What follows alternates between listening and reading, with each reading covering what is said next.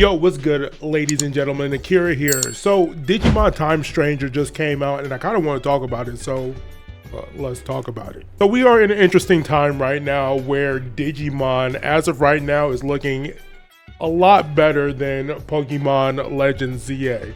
Now, don't get me wrong, this is kind of unfair comparison when it comes to Pokemon series and Digimon series when it comes to gaming.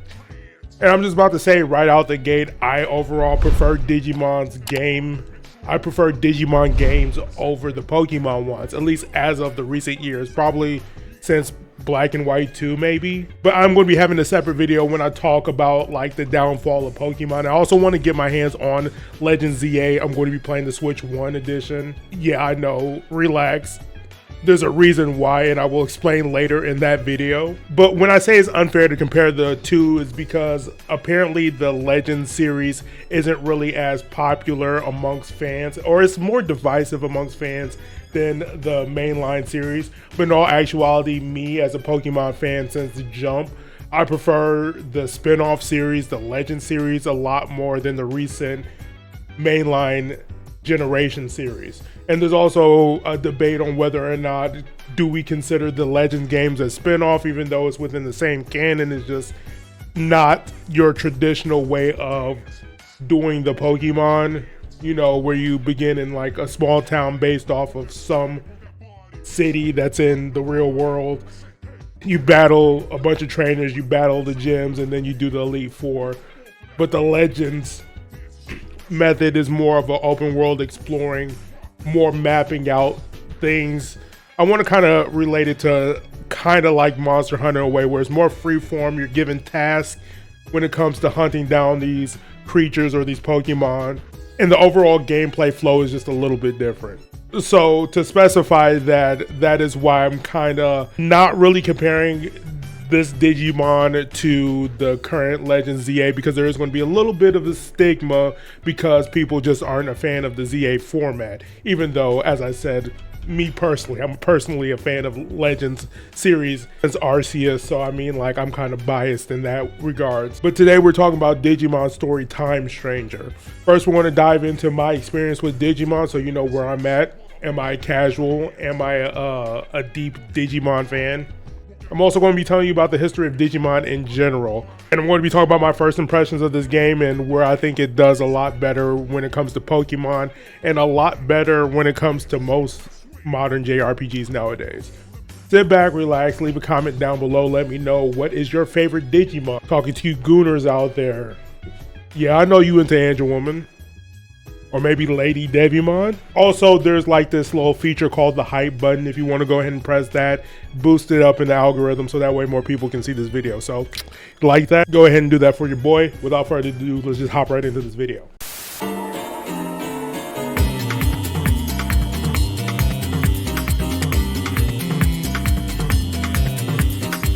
And if you want to see my playthrough or my first impressions experience of this game, link is going to be in the description to the playthrough channel.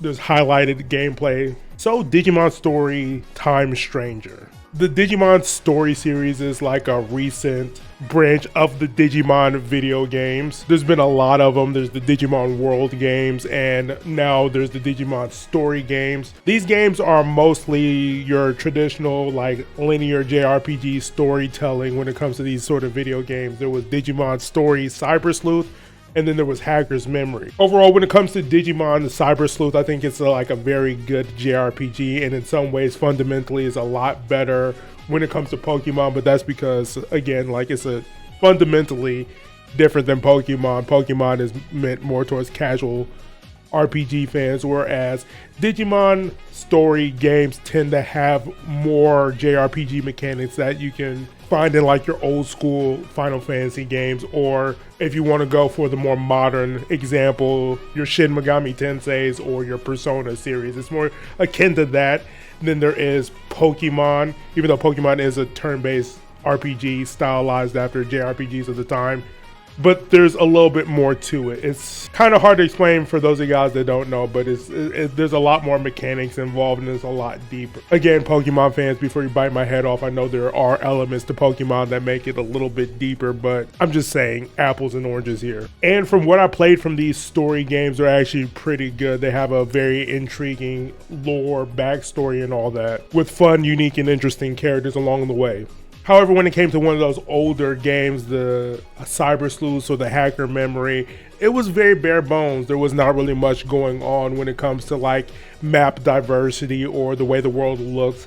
Hell, for most of the time, you're just going through this nebulous cyberspace blue area, and that was kind of my main flaw when it comes to those games, where everything just felt very samey. But overall, I like the aspect of the evolution system when it comes to Digimon. And I feel like Digimon Story Time Stranger is a sum of its parts from the previous games. I feel like they collectively took the positive that was in those old games and just basically refined it, put this new game, added a fresh coat of paint, made the story a little bit more deeper, a little bit more intricate, added English voice acting, which I know there's dub and sub debates all the time, but it shows that your game have budget when you have both localization for Japanese and English, so there's that. And also it's mostly voice acted. For the most part, there are a few scenes here and there where the character's just talking and there's no dialogue. One of my main complaints in Time Strangers is the fact that like weird sections are voiced and others aren't. Kind of throws you out, especially if it's like main story content and it's important and they want me to like digest it.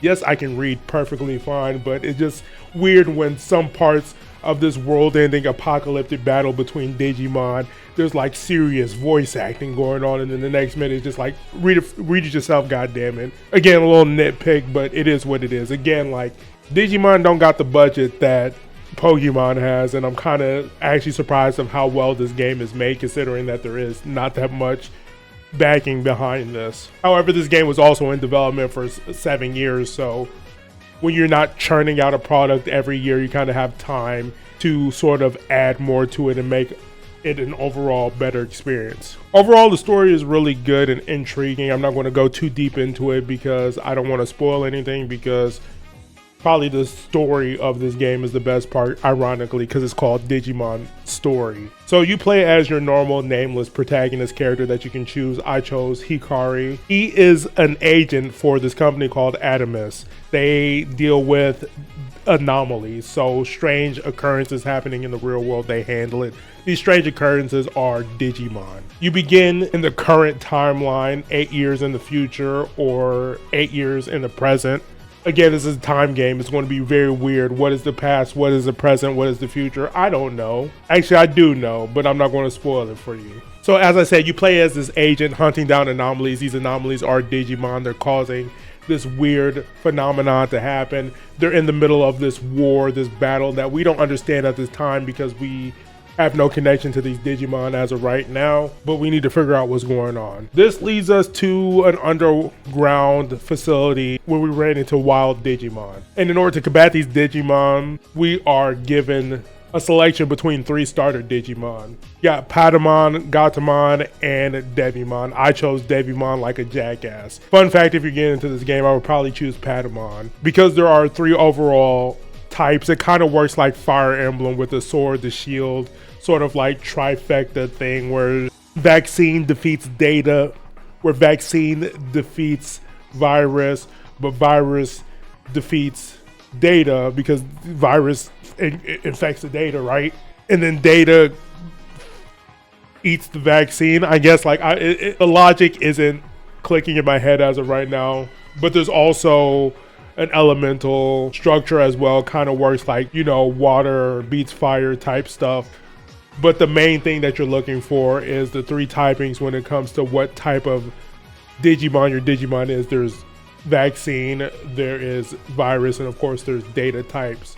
And those are the 3 typings that you have to worry about. And then the elemental weaknesses are just added on bonuses. So when you attack a mon, sometimes there's like 100% chance, meaning that you're doing 100% damage. And then there's like 150%, 200%. That's if, like, let's say you're a vaccine type Digimon and you're fighting a virus, you're going to get a 150% attack bonus because you are a stronger type than it. 200% or 300% if you're a vaccine type Digimon, but also have a water attack and that Digimon is weak against water, and also a virus type Pokemon or Digimon, my bad. That's probably going to happen a lot in this video, I'm sorry. Alright, so once we get the introductory course on how Digimon works and how the typings work, boom, we are then introduced to how we gather and collect Digimon. Essentially, upon encounter, you get a scan. You get to scan the Digimon, and you're looking for a 100% scan rate. Once you reach 100% scan rate for the Digimon, you get to convert the Digimon and use it as a partner. So technically, you're using a copy of the data from the Digimon that you get. Most of the time, you're looking for a 200% scan rate, because 200% meaning that you get bonus attack, bonus like SP, you know.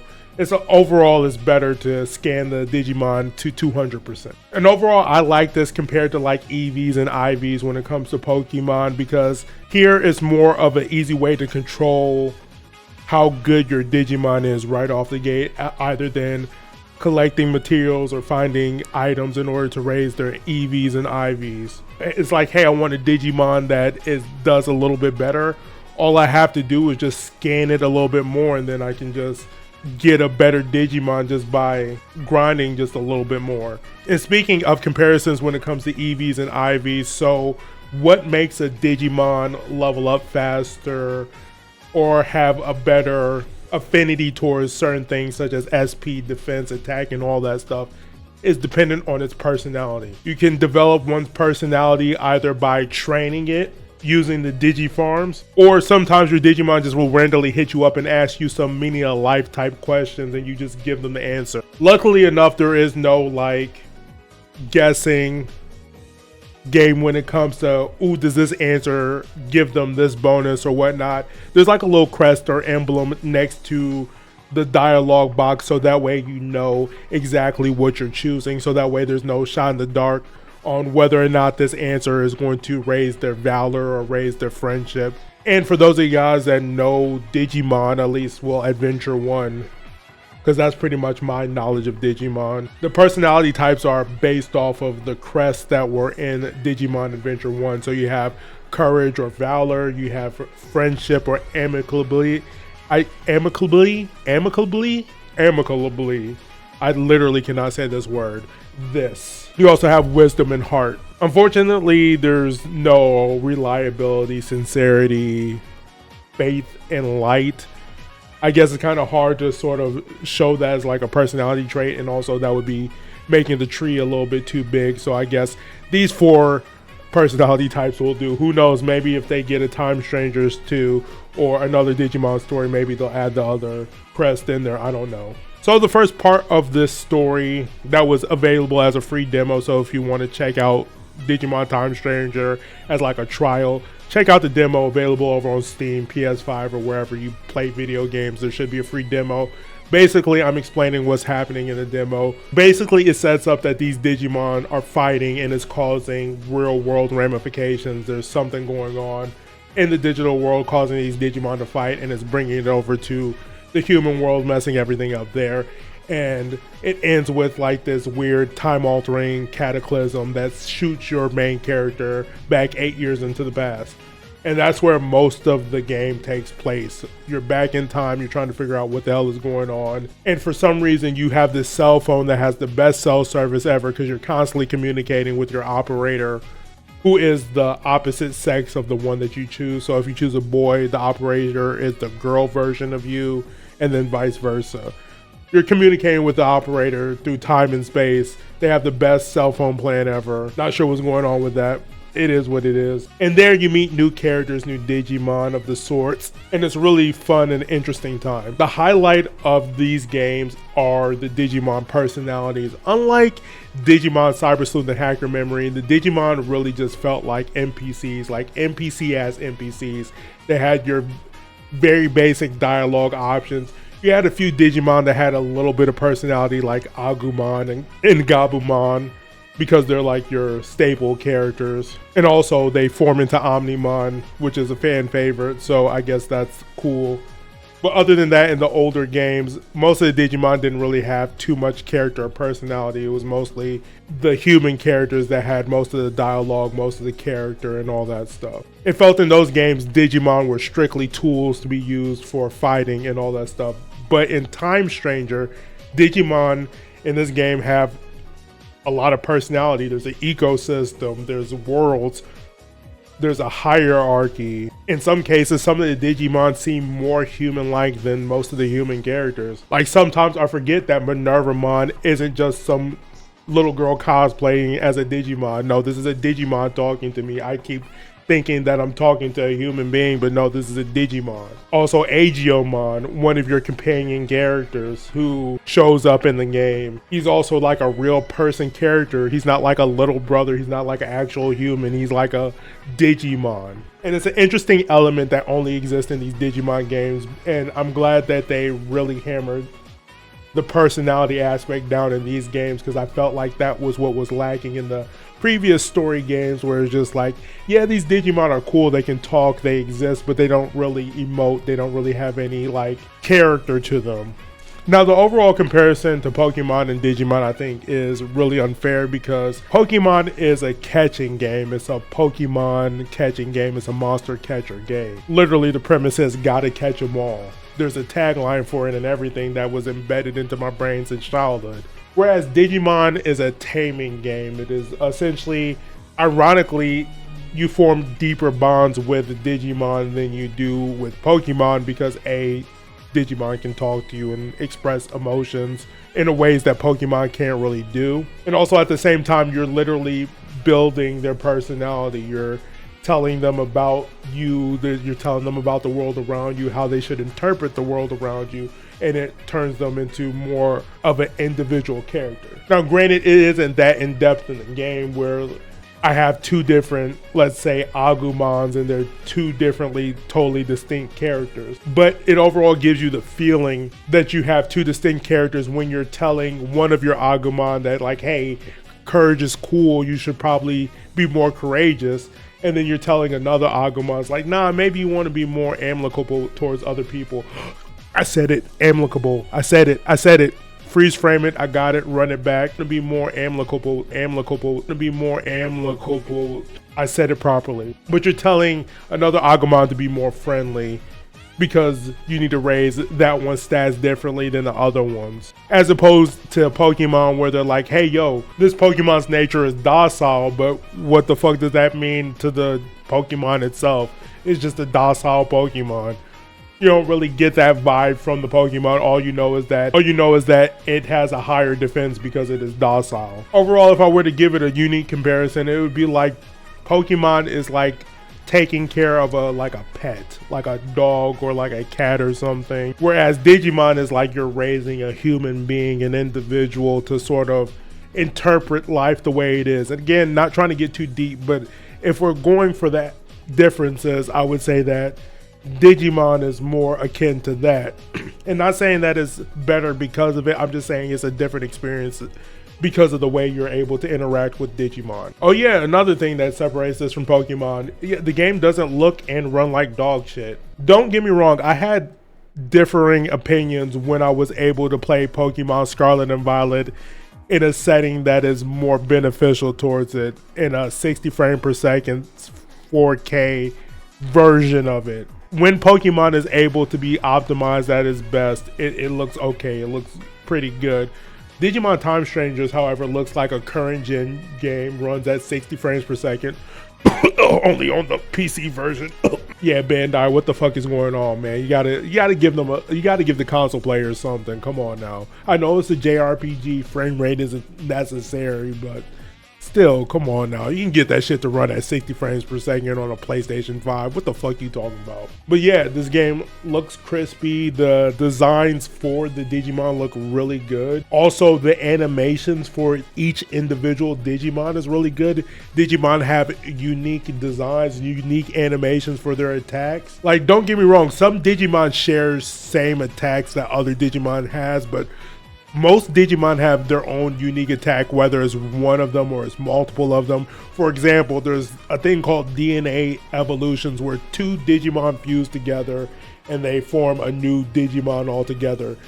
You can either evolve them that way, or if you have two of the Digimon that DNA digivolve together, you can just have them in the same party, and you can use an attack move that can fuse them, not permanently but temporarily, so that way you can use an attack, and that's in a special attack with its own separate animation. For example, there was like a Lady Devimon fusion with an Angel Woman fusion, and it had its own special attack and animation and everything. It looked completely sick. It surprised me, and it was really cool. Meanwhile, when a Charizard does a Fire Blast versus another Pokemon that does a Fire Blast, there's very little difference between the two, and it sort of sucks because of it. Again, don't really want to make this a comparison video, but it sometimes comes off that way when I see a game like Digimon, and it's just like, it has like 10% the budget of a Pokemon game, and we're not discussing it. We're not talking about that. Again, that's for another video. Overall, would I recommend this game to people? Hell yes. It is $70, and unfortunately, we're just at this point in gaming where base games, for the most part, are going to be $70, but I think Pokemon's $80, so again, not for comparison, but I'm just saying, it's not like you can find a competitor at a cheaper price. But for $70, I think this is a very good game. Roughly, you can put 40 hours into it without doing everything. Also, there's fun quality of life things that are in this game that should be in most JRPGs, or again, I hate to say it, Pokemon. Overall, Digimon Time Stranger is a step in the right direction for the Digimon franchise. I thought Digimon Survive is a very interesting concept, and if you like games like Fire Emblem, I highly suggest you check out Digimon Survive, especially considering it's October and spooky month, and Digimon Survive is like a ghost game for some reason. Digimon was obsessed with ghost game for some reason. I don't know why. But overall, I think you should check it out, and especially if you weren't lucky enough to get a Switch 2 or don't have the funds to get a Switch 2, but you want a well-running game that looks good and kind of fits within the same niche as Pokemon, I would highly suggest you go ahead and check out Digimon. I know you don't like the fact that this bunny wears pants and has guns on his hand, but for every wild animal that we strap artillery to, we also have a bad bitch Digimon too, so I highly suggest you check that out. Y'all gooners over here talking about Vaporeons and stuff. Meanwhile, Digimon just have content for days. Lady Devimon, Lilithmon, Angelomon, Leomon for all y'all nasty furry freaks out there. I see y'all out there. I'm just saying, we got perfect goon material over here in Digimon. You don't have to force yourself to be into a low punny. We got women over here. We got actual women looking Digimon. Not saying that this is a solely gooner game, but I'm just saying, for all y'all gooners out there, we got something for y'all. Anyway, let me know what y'all think of Digimon Time Stranger. Is it something that you're interested, you want to play it? Let me know in the comment section down below. Without further ado, see y'all next time. Peace.